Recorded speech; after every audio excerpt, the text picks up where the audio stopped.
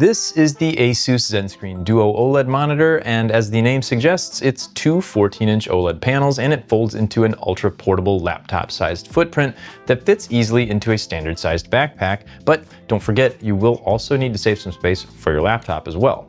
For reference, here's what it looks like next to a 16-inch MacBook Pro. And here's a look at what else comes in the box. You get two Type-C USB cables, a mini HDMI to HDMI cable, a tripod socket kit that you can use for the optional ZenScreen stand, a storage sleeve to help prevent scratches, a microfiber cloth, which is the only thing you should be using to clean these screens, and a power adapter.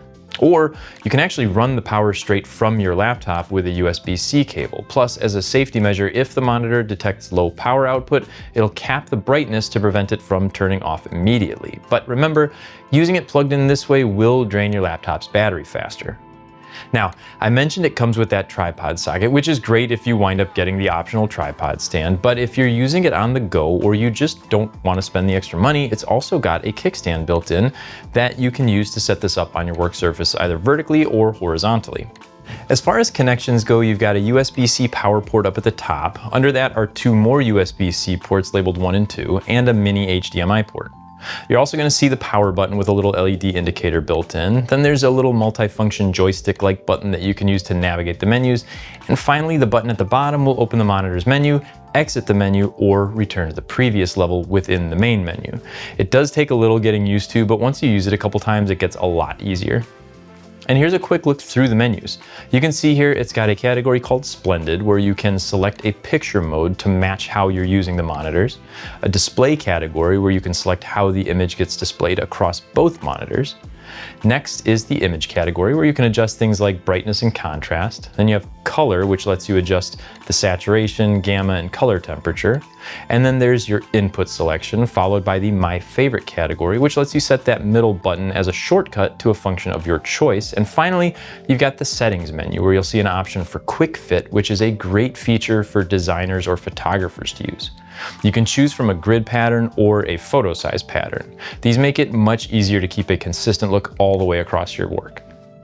The ZenScreen Duo also looks great. These are OLED panels, so you get rich, saturated colors and excellent contrast. It doesn't get insanely bright. Asus has it rated at 400 nits, so it's not something you're going to necessarily be using out in the bright sunshine, but for a typical work environment where you'd have the space to set this up, it's going to be fantastic.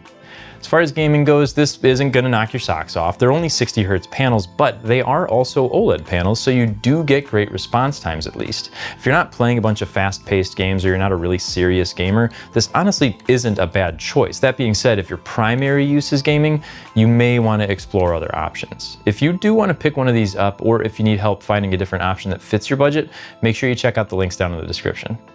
If you're a multitasker or you want to improve your efficiency, whether that's with everyday life stuff or for work, or you just like the idea of being able to bring some extra screen real estate around with you without taking up a ton of extra space in your bag, this ZenScreen Duo is going to be a great option. Ideally, you want to use it plugged into a power source, but you also get the flexibility of being able to run it right off your laptop, which can come in really handy in a pinch. And like I said before, if you're a photographer, you're going to love the way that the picture mode handles your images.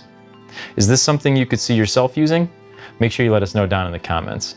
If you enjoyed this video, don't forget to give it a like and subscribe for more overview, comparison, and how-to videos from Apt. Thanks for watching, and I'll see you in the next one.